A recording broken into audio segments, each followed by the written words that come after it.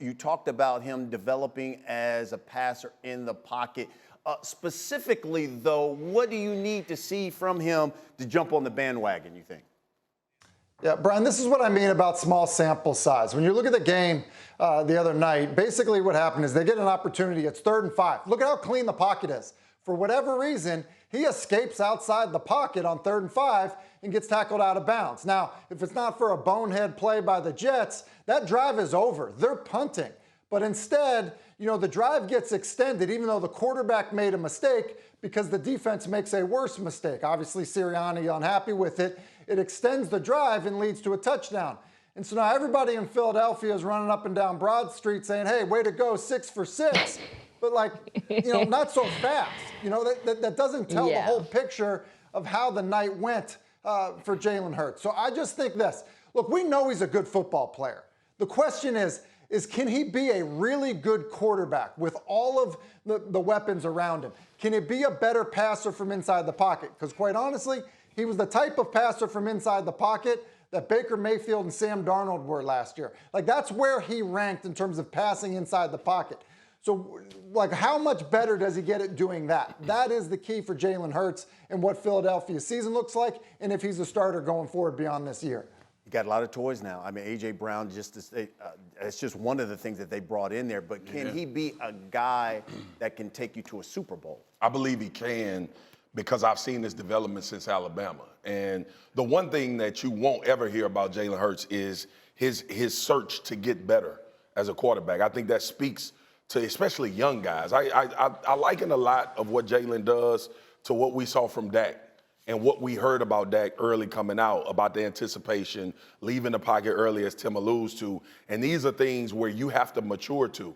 And to your point, and look, what Tim just said is going to be the resounding sound about Jalen Hurts because it's going to be more critically addressed than mostly any other quarterback, probably outside of Tua this year, because of what these teams did to surround these guys and quote unquote insulate them and give them an opportunity to flourish and move forward.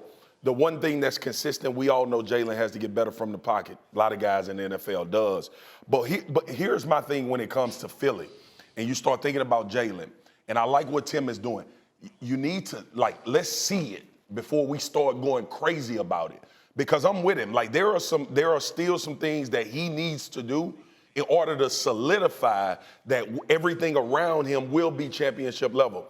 We say it all the time, and it's as simple as this for everybody watching us. If you don't have a quarterback that can deliver the ball in critical situations, you're not going to win Super Bowls. You're not going to win championships. That is, go look at every Super Bowl we watched the last 10 years.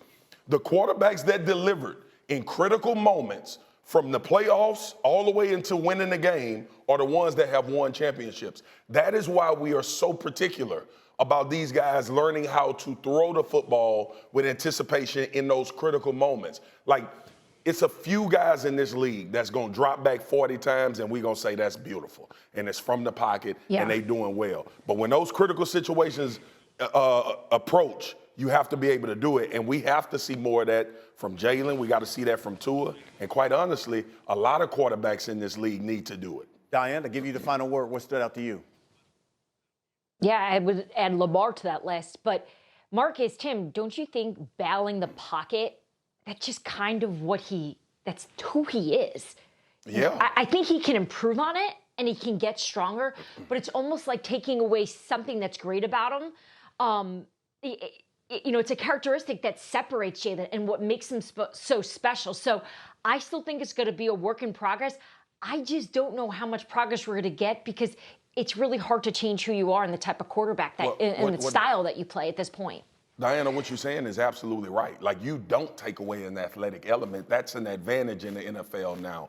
But the other part is the bailing early is an issue.